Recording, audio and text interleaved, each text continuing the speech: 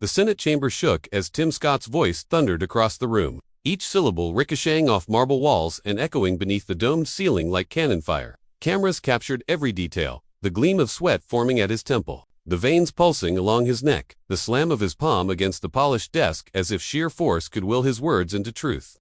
He was not just speaking, he was unleashing, hurling accusations and frustrations into a space heavy with history. And silenced, his voice cracked in places, not from weakness but from overuse, a desperate attempt to drown out dissent through sheer volume. Senators shifted in their seats, their murmurs swallowed by the storm of his tirade. Pages exchanged nervous glances, pens paused mid-stroke, reporters leaned forward as if proximity could shield them from missing even a fragment of the chaos. C-SPAN cameras zoomed in mercilessly, splitting the screen. On one side, a man in fury, on the other, a woman in stillness. Jasmine Crockett sat motionless, her eyes fixed, her breathing steady. No clenched fists, no raised brow, no flicker of irritation. Her composure was a rebuke stronger than any shouted word. The contrast was cinematic. Scott's arms chopping through the air, Crockett's hands resting calmly atop one another. He mistook his volume for dominance. But the more he roared, the more the nation noticed the quiet power of her silence. In that silence, there was tension. An entire country leaned in, waiting, knowing the camera's focus would soon shift. What happens when rage collides with resolve? What happens when fire meets stone? The stillness before the storm was as electric as the outburst itself. And though Scott continued, straining his voice until it frayed, it was clear the moment was no longer his. Crockett's gaze did not waver. It was the gaze of someone who had weathered worse storms. The gaze of someone who understood that sometimes the most devastating counterstrike is patience. Reporters scribbled furiously, their headlines already forming. Senate showdown. Fury meets calm. Clash of fire and steel. Viewers across the nation sat transfixed as though the chamber itself had transformed into an arena, one where composure was about to dismantle chaos. And then, just as Scott's crescendo seemed ready to split the room, the screen froze. Crockett, unshaken, leaning forward slightly, lips parting to speak. That single image traveled instantly through feeds, screenshots captured in real time. The calm before the reply, immortalized in pixels. What she said next would flip the entire debate on its head, and the internet would never be the same. He had not arrived in the chamber that day intending to lose control. But politics often magnifies ego until it eclipses intention. In Scott's mind, this was his moment to assert dominance, to remind the nation that his was a voice of authority. He believed that raising his tone meant raising his influence. But Crockett knew better. She knew that power was not about shouting over others, but about waiting for the precise moment to be heard. As the echoes of his fury faded, the chamber held its breath. The tension was not just between two senators, but between two Americas, one clinging to the old playbook of intimidation, the other embodying a new kind of strength, rooted in clarity, identity, and restraint. The collision was inevitable, but no one could predict the scale of its aftermath. In living rooms, offices, and cafes across the country, viewers were glued to their screens. Some leaned forward, whispering under their breath, "Here it comes." Others scrolled rapidly, searching for live commentary, desperate to be the first to post about what they were witnessing. The anticipation was collective, as if the entire nation had been pulled into the same room, holding the same breath, waiting for the same spark. And that spark was seconds away from igniting. The fury of Scott's outburst still clung to the chamber, like smoke after a fire. Even as he sank back into his seat, muttering beneath his breath, the air felt heavier, tighter. Yet beneath that tension, there was movement, an invisible shifting of gravity. Attention had already left him. All eyes were drawn to the quiet force on the other side of the room. The woman who had endured the storm without flinching. The stakes of the moment were larger than either of them. This was not a debate over policy details or committee procedures. It was a stage where two visions of America collided. On one side, bluster, arrogance, and a desperate grasp at authority. On the other, dignity, composure, and the steady patience of someone who had fought her way into the room against every odd. The clash was about more than personalities. It was about what kind of leadership this country craved, what kind of identity it wanted to embrace. Viewers across the nation sensed it too. On Twitter, hashtags were already beginning to trend as snippets of the confrontation circulated. "What happens next changes everything," one commentator typed. "Stay tuned. She hasn't even started." Others speculated feverishly. Would Crockett match Scott's fury? Would she let him dominate the exchange? Or would she deliver something entirely different, something unforgettable? Within the chamber, a stillness took hold. Staffers who had seen countless arguments knew this one was different. The volume of Scott's voice wasn't what lingered, it was the silence that followed. The way Crockett's calm presence seemed to expand and fill the space he had tried to claim. That silence carried weight, and in politics, weight is everything. The stakes reached far beyond the chamber's walls. For immigrant families watching at home, this moment was about validation, the chance to see someone like them, someone whose story mirrored their struggles. Stand firm against a system designed to drown them out. For young activists glued to live streams, it was a lesson in strategy. Patience can be more powerful than rage, restraint sharper than rhetoric. And for America at large, it was a test of what kind of strength it would choose to honor. Scott didn't see it that way. Mistaking volume for victory, he leaned forward again, gesturing sharply, voice climbing once more. He thought he could suffocate Crockett's composure with repetition, force her into the role of a defensive upstart. He didn't realize he was digging deeper into a trap of his own making. Every insult he hurled, every accusation he repeated, only made her silence more commanding. The cameras fed this contrast relentlessly. Side-by-side shots displayed the full theater, his face twisted in fury, her gaze steady and unmoved. The story wrote itself in images before words were even spoken. Commentators knew they had gold. Audiences felt the anticipation coil tighter with every second. Something seismic was coming, and everyone knew it, and yet, Crockett gave no signal of what form it would take. She remained a mystery wrapped in composure, a chess player staring down an opponent who hadn't yet realized the game was already lost. The murmurs swelled. The suspense thickened. The nation leaned forward together. Because whatever she was about to say would not simply answer Scott, it would define her. It would set the tone for her role on the national stage. And as the tension rose like a crescendo, it became clear, the next move would not just flip the chamber. It could change the trajectory of the entire conversation around leadership in America. She adjusted her microphone.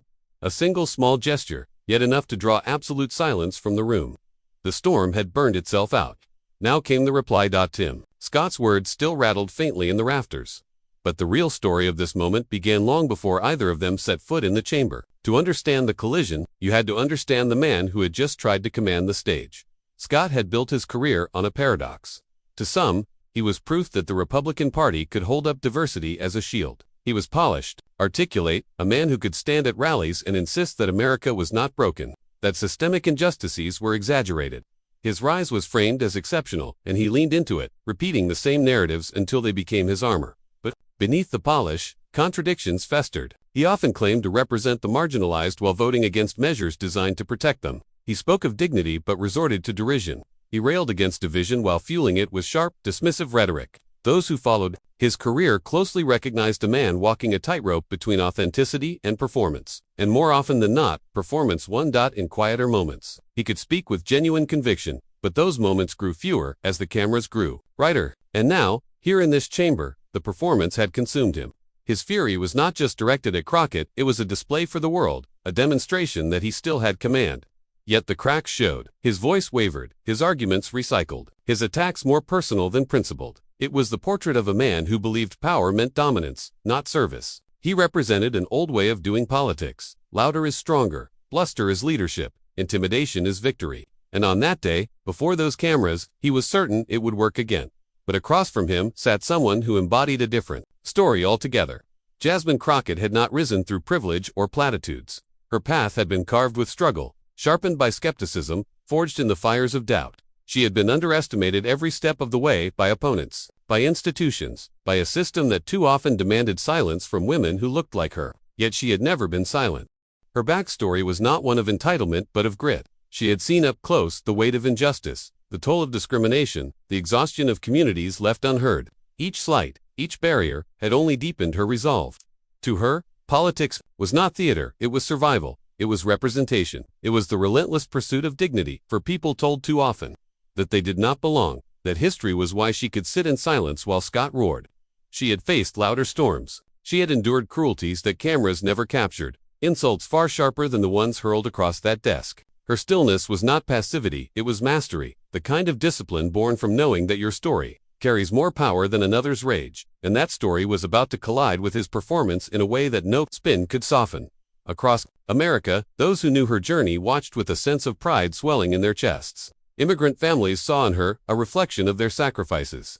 Young women saw resilience they longed to emulate. Communities long sidelined by the political machine saw proof that their stories could no longer be dismissed. Crockett's rise had never been about shouting over others. It had been about waiting for the moment when silence would speak louder than sound. And as Scott's performance faltered, that moment had arrived. The nation didn't know it yet, but it was about to witness a dismantling so precise, so devastating, that it would live far beyond the chamber walls. Her backstory had prepared her for this exact confrontation, this exact test. She was not just a participant in the clash, she was the reckoning his performance had always been heading toward, and as her lips parted to deliver her first words, the collision of two Americas, the old bluster and the new dignity, was about to explode before a captive world. The chamber grew taut with expectation. A rope pulled tighter with each second that passed. Scott pressed on, as if sheer persistence could disguise the emptiness in his arguments. His hand came down on the desk again, less steady now, more erratic, the rhythm betraying his nerves. He circled the same accusations he had already hurled, repeating phrases as though hoping volume might create new substance. The performance that began as thunder was now unraveling into echoes. And still, Crockett did not move. Her stillness was the kind that unnerves, that forces opponents to hear their own words bouncing back at them. She allowed his fury to crash, to claw for dominance, to fling itself into exhaustion. Senators exchanged uneasy glances, their eyes darting from his flushed face to her calm gaze. Staffers lowered their pens, reporters paused mid-sentence. The story unfolding was not his words, it was the contrast between collapse and composure. The nation sensed it too. On split screens, across America, the difference was undeniable. On one side, flailing anger, on the other, unyielding calm. Clips were already circulating, comments piling up. "She's waiting. Just wait for it," one tweet read, racing through feeds. "He doesn't even realize he's losing," another said. Every second of Crockett's silence raised the tension, higher, as though she were winding a spring that would snap with devastating precision. Scott tried again, leaning forward, gesturing sharply, his voice cracking with effort. He wanted to provoke her, to break the silence, to make her rise to his level of chaos. But Crockett knew better. She had faced men like this before, in courtrooms, in committee rooms, in crowded debates, where the goal was never truth but domination. She had learned that nothing unravels arrogance faster than refusal to engage on its terms. The chamber seemed to close in on him. Each new slam of his hand sounded weaker, each phrase thinner. His fury was no longer a show of strength but a mirror of desperation. He needed her reaction, needed her to validate his performance, and the absence of it left him stranded in his own echo. Crockett leaned forward at last. The chair creaked against the floor, a small sound that sliced through the chamber louder than his shouting. For the first time all evening, Scott hesitated, his words faltering as he caught the movement. Senators leaned in, sensing the shift. Their attention locked on her. Her hand moved to the microphone, her gaze steady as stone. She did not need to glare or raise her brow. The weight of her silence had already carved the battlefield in her favor. What she was about to say would not be loud, but it would be devastating. Viewers at home froze in place, their breath caught, phones buzzed with anticipation as live streams carried the image of her leaning forward, lips parting. And then, with a voice calm enough to cut through steel, she began. Her voice entered the chamber like a blade drawn slowly from its sheath, steady, deliberate, impossible to ignore. It wasn't loud, it didn't need to be. After the chaos of Scott's tirade, her calm carried a gravity that bent the room toward her. With all due respect, she began, her words measured, her cadence precise. "The volume of your anger does not equal the weight of your argument." The chamber stilled, reporters snapped their heads up, pens scribbling as fast as they could. Scott's jaw tightened, but he said nothing. She continued, each phrase landing like a carefully aimed strike. "You confuse noise with strength. But true strength," she paused, letting the silence sharpen her point, "is the ability to stand in truth without shouting it down." Murmurs rippled through the gallery. Crockett leaned closer to the microphone, her eyes never leaving his. "You claim to speak for dignity, yet in this very chamber, you demean it. You slam desks, you shout, you belittle. But dignity does not slam, and dignity does not shout. Dignity endures, dignity stands." The words cut deeper than any insult could. Scott shifted in his seat, his hand twitching as though to rise again, but the force of her composure pinned him there. Crockett's voice flowed on, now weaving her own story into the rebuttal. "I come from people who were told to sit down, to stay quiet, to accept less. People who built this country, who worked its fields, who paid its dues, but were told their voices did not matter. And yet here I am, in this chamber, representing them. Do you think your shouting can erase that?" Gasps scattered through the audience. On social media, the clip detonated. TikTokers layered her words over music. Twitter feeds exploded with capital letters. "This is history." Hashtags trended in real time. Hashtag Crockett, mic drop, hashtag truth over noise, hashtag dignity speaks. Scott tried to interject, but his voice cracked, and Crockett did not stop. Her tone grew sharper, but never louder. "You say you defend America, but which America? Is it the one that silences, or the one that listens? The one that bullies, or the one that builds? Because my America does not bow to arrogance, and it does not mistake shouting for vision." Her words landed like hammer strikes, not rushed, but timed with surgical precision. The chamber felt smaller, tighter, as if her truth had filled every corner. She didn't just dismantle his points, she dismantled the performance itself. By the time she paused, Scott's bluster had evaporated. He stared down at his papers, fumbling for a note that wasn't there. Crockett's gaze softened then, but her message only grew stronger. You see, Senator, this was never about me versus you. It's about something greater. It's about whether we will choose fear or choose courage, whether we will drown in noise or rise in dignity. And tonight, in this chamber, America has seen the difference. The silence that followed was deafening. Even those who had entered the room skeptical of her could not deny the shift. The cameras captured it all, the man who had shouted himself hoarse, and the woman who had spoken just enough to silence him. In that moment, Crockett didn't just win an argument. She won the room, the narrative, the hearts of those who had longed to see composure triumph over chaos. And though the chamber's proceedings would move on, America would not, because everyone watching knew us. This was the moment that would echo. The silence in the chamber did not last long. Outside those walls, the reaction detonated like a lightning strike across the nation. Within minutes, clips of Crockett's takedown were everywhere, spliced, remixed, subtitled, set to music.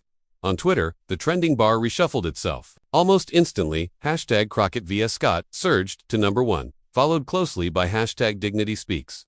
Instagram Reels looped the exact moment she leaned forward to the microphone. The caption reading, "Watch history in motion." TikTokers slowed down. Her delivery, adding text overlays. "This is how you destroy arrogance without raising your voice." Asterisk, cable networks scrambled. Producers barked orders into headsets as they rewound the footage, desperate to air it first. Commentators who had just wrapped one story tore up their scripts to make room for the showdown.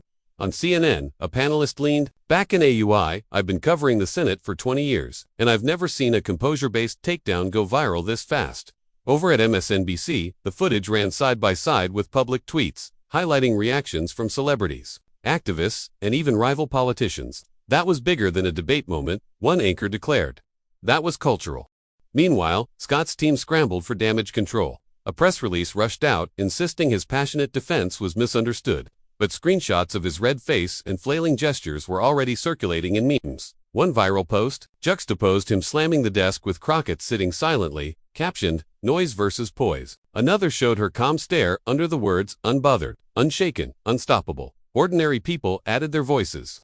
Teachers shared clips in classrooms saying, "This is how you fight without fighting dirty." Parents retweeted her words about dignity, framing them as lessons for their kids. Immigrant families clipped the part where she spoke of her ancestors, writing, "She spoke for us, for communities long ignored or shouted down." Her voice became a vessel of recognition, and with every retweet, every share, every stitched video, the ripple widened. Scott had sought to dominate the room with volume, but Crockett had claimed the country with resonance. He was already yesterday's noise. She had become today's message. In living rooms, coffee shops, and crowded subway cars, people replayed her words, memorized them, quoted them. Some whispered, "She said exactly what I wish I could say." Others typed furiously, "This is why representation matters." The viral explosion wasn't just entertainment, it was catharsis. And yet, even as the nation buzzed, one question loomed larger than the hashtags and headlines. If a single calm voice could dismantle fury in that chamber, what did it mean for the battle still ahead?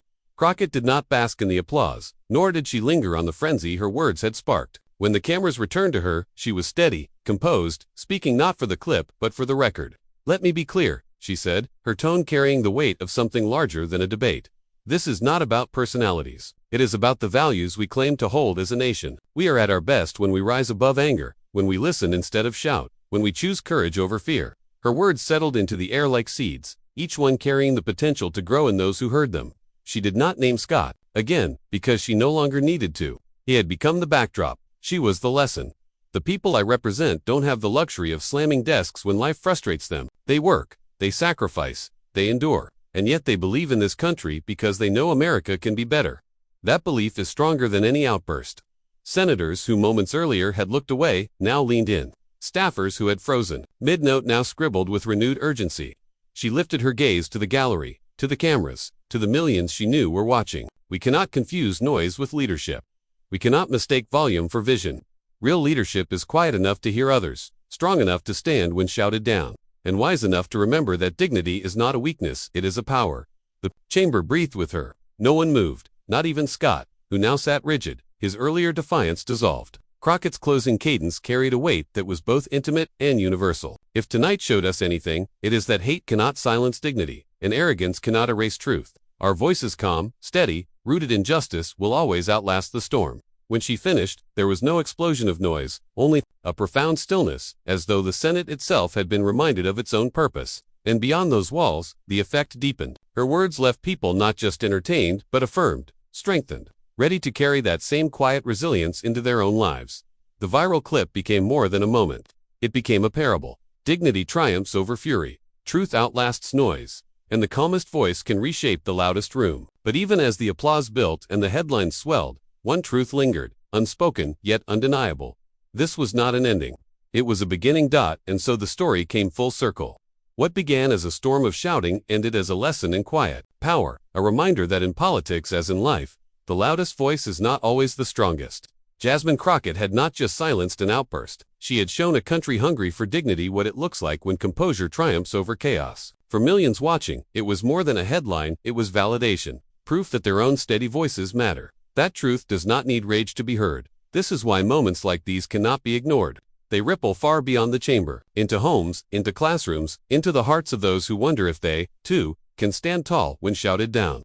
Crockett's.com made the answer clear. Yes, they can. Yes, you can. If this moment moved you, if it reminded you of the strength inside your own voice, don't let it fade. Share it, carry it forward. Join the countless others refusing to let arrogance define our future.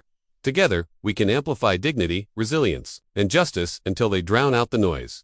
Because what happened that night was bigger than one exchange. It was a glimpse of the America we are still building, an America where courage speaks softly but carries a power that no storm can shake. And if you believe in that vision, if you felt it stir in you, then this is your call. Stand with it, speak with it, and never let it go.